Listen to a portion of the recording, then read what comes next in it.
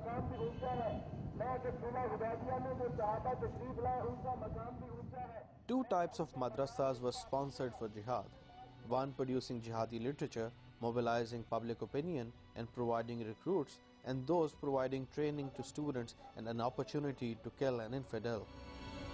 It is widely believed that the training facilities were provided by the Pakistani intelligence agencies with US and Arab funding. The Afghan students were also at liberty to enter into most madrasas across Pakistan, which increased their outreach beyond the Pak-Afghan border region, a concession that would cost Pakistan dearly in the years to come.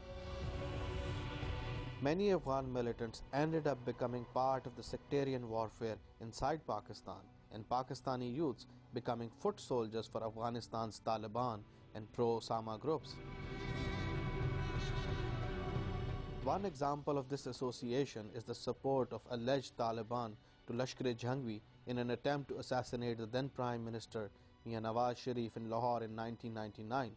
Today, the Lashkar-e-Jhangvi is considered the main operational brigade of Al-Qaeda in Pakistan, and its members were also involved in the kidnap and murder of Wall Street Journal reporter Daniel Pearl. Pakistani مدارس میں افغان جہاد کا یقیناً بہت زیادہ اثر ہے. اس لیے بھی اثر ہے کہ افغانستان کے اکثر علماء جو ہیں انہوں نے پاکستان کے دینی مدارس سے تعلیم حاصل کی ہے، اور جو فکر وہ وہاں لے کر گئے ہیں وہ ان کو انہی مدارس سے ملی تھی. As recruits grew, so did the importance of the jihadi madrasas. The students of some of the madrasas went on to lead the Afghan resistance and later the Taliban forces. Less than 6 weeks after the independence of Pakistan in 1947, Maulana Abdul Haq, a graduate and teacher at Darul Uloom Deoband in India, established Darul Uloom Haqqaniya at Akora Khatak, and this today is one of the largest madrasas in Pakistan. The alumni of Darul Uloom Haqqaniya, Akora Khatak, not very far from Islamabad, reads like a who's who of the Taliban regime. 8 Taliban cabinet ministers and several provincial governors and military commanders graduated from the madrasa. In fact, many argue that the Taliban movement was born in Pakistani madrasas.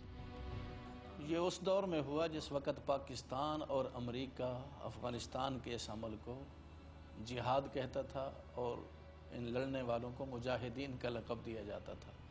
اس وقت پاکستان اپنی بقا کی جنگ لڑ رہا تھا اور امریکہ کے بھی اپنے اغراض و مقاصد تھے. ان کو حاصل کرنے کے لیے ان کو نہ دہشت گرد کہا گیا، نہ تخریب کار کہا گیا، نہ انتہا پسند، بلکہ مجاہد کا لقب دیا گیا. تو جس دور میں یہ عمل جس کو آج دہشت گردی کہا جا رہا ہے جہاد تھا اور سارے لوگ اس کو کرنے والے کو مجاہد کہتے تھے، اس وقت مدارس نے اپنی تعلیم کو بچانے کے لیے من حیث الجماعت من حیث المدارس حصہ نہیں لیا. انفرادی طور پر البتہ مسلمانوں کے جذبات بنے، وہ مدارس سے بھی گئے، یونیورسٹیوں سے بھی گئے. یہاں زیادہ تر تعداد افغانستان سے آتی تھی. 60-65 سال میں ایک بڑی تعداد افغانستان کی بھی آ کر تعلیم حاصل کرتی تھی. وہی علماء جو افغانستان میں تھے رشین وار کے بعد وہ آگے اپنے ملک میں. دارالعلوم نے ان کو نہیں کہا، نہ دارالعلوم کا اس جنگ سے تو کوئی تعلق تھا، کبھی نہیں رہا. دوسرے ملک کی لڑائیوں کے ساتھ ایک دینی مدرسے کا کیا تعلق؟ جید علماء جو مولانا یونس خالص ہے اور مولانا محمد نبی محمدی ہے، مولانا جلال الدین حقانی، تو وہ اپنے ملک کی جنگ تھی. اور میرے والد صاحب ان کے استاذ تھے اور مرشد تھے. انہوں نے بھی کہا کہ اس روس کے خلاف اپنے ملک کی آزادی کی جنگ یہ ایک مقدس جہاد ہے. تو وہ اس وقت سے اس جنگ میں لگ گئے اور جہاد میں، اور اب بھی وہ لگے ہوئے ہیں. طالبان کے نام پر بھی اب یہ وہی افغانستان کے علماء ہیں اور طلبہ ہیں. کوئی ان میں ایک پاکستانی عالم افغانستان میں نہیں ہے، نہ ہمارے طالب علم ہے. لیکن وہ سارا ملبہ اس پر ڈال رہے ہیں کہ حالانکہ ان کا مسئلہ ہے آزادی کی جنگ، وہ روس کے خلاف بھی لڑ رہے تھے اور اب امریکہ کے خلاف لڑ رہے ہیں. The religious scholars and madrasas, primarily from the Deobandi school of thought, were quick to espouse support for jihad along the Pakistan-Afghan border, apparently due to the cultural, linguistic and sectarian affinity with the Afghan Pashtuns. A large number of students from these madrasas were among the hundreds of Pakistani nationals who were trained in combat at camps set up by various organizations.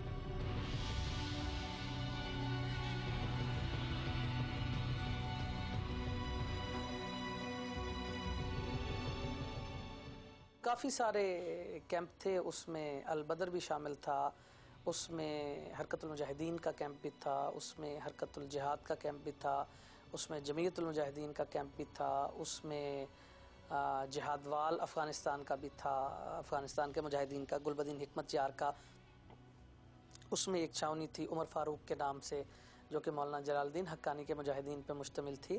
تو یہ جس دور کی چھاونیوں کی میں بات کر رہا ہوں، اس دور میں تو جوک در جوک لوگ جایا کرتے تھے، اور ان میں تخصیص نہیں ہوتی تھی کہ وہ مدارس کے طلباء ہیں یا زندگی کے کسی دوسرے مکتب فکر سے ان کا تعلق ہے. بیشتر اس میں اکثر نوجوان ہوتے تھے، اور وہ کالج کے بھی ہوتے تھے اور مدارس عربیہ کے بھی ہوتے تھے. ہاں، جن دنوں میں مدارس عربیہ کے اندر چھٹیاں ہو جایا کرتی تھیں شعبان اور رمضان کی، تو اس دور میں مدارس عربیہ کے کثیر تعداد میں نوجوان وہاں پہ جایا کرتے تھے.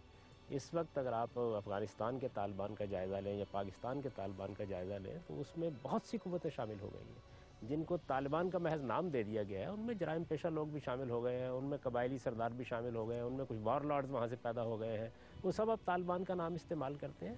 اگرچہ ابتدا میں مدرسوں کے طالب علموں کا ایک کردار تھا اس میں، لیکن وہ کردار بھی ہماری حکومت، ہماری فوج، ہماری ایجنسیوں کی سرپرستی میں وجود پذیر ہوا تھا.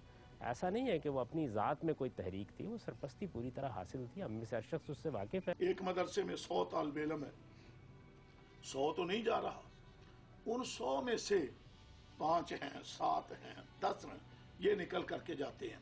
اب جو جس ذہن کا ہے اس نے اسی عنوان کے اوپر کام کرنا ہوتا ہے. یہ تعلیم یہاں پر ہو جاتی ہے. کچھ طلباء کے ذہن بنتے ہیں پھر جن سے برداشت نہیں ہوتا، وہ پھر اس لائن کا انتخاب کرتے ہیں، وہ جہادی تنظیموں سے رابطے کرتے ہیں. کبھی اپنے مدرسے کے مطمئن سے نہیں پوچھیں گے.